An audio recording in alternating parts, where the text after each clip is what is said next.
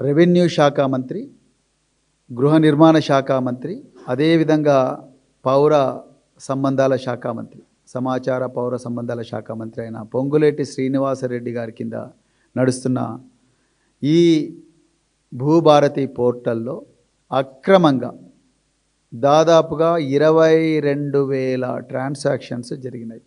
అంటే 22,000 మందికి చెందిన భూములు వాళ్లకు తెలియకుండానే, వాళ్ళ ప్రమేయం లేకుండానే వేరే వాళ్లకు బదలాయించబడ్డాయి. ఇందులో నిషేధిత భూముల జాబితాలో పెట్టబడిన భూములు కానీ, లేకపోతే అసైన్డ్ భూములు కానీ, లేకపోతే ప్రభుత్వ భూములు కానీ, ఈ భూములన్నీ కూడా పెట్టడం జరిగింది.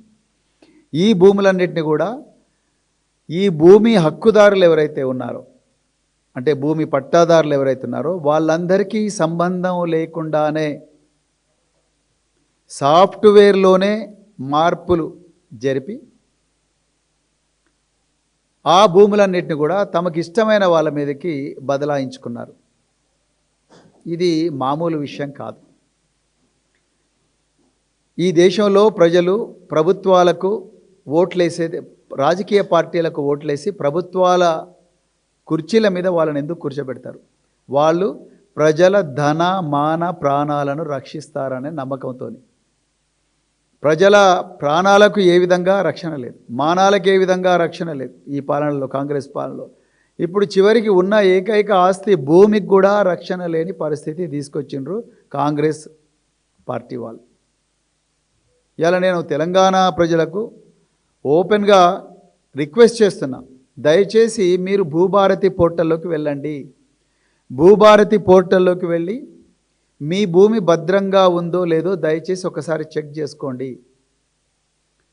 మీ భూమిలో ఈసీ అని ఒక మాడ్యూల్ ఉంటుంది, ఎన్కంబరెన్స్ సర్టిఫికెట్ అని ఒక మాడ్యూల్ ఉంటుంది. ఈ ఎన్కంబరెన్స్ సర్టిఫికెట్ అనే మాడ్యూల్ను దయచేసి ప్రెస్ చేయండి. మీకు అందులో ఏ వివరాలు దొరకవు.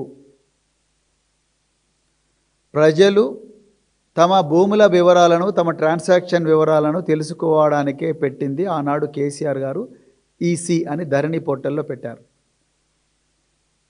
ఆ భూభారతి, ఇప్పుడు దాన్ని భూభారతిగా మార్చారు 2025లో.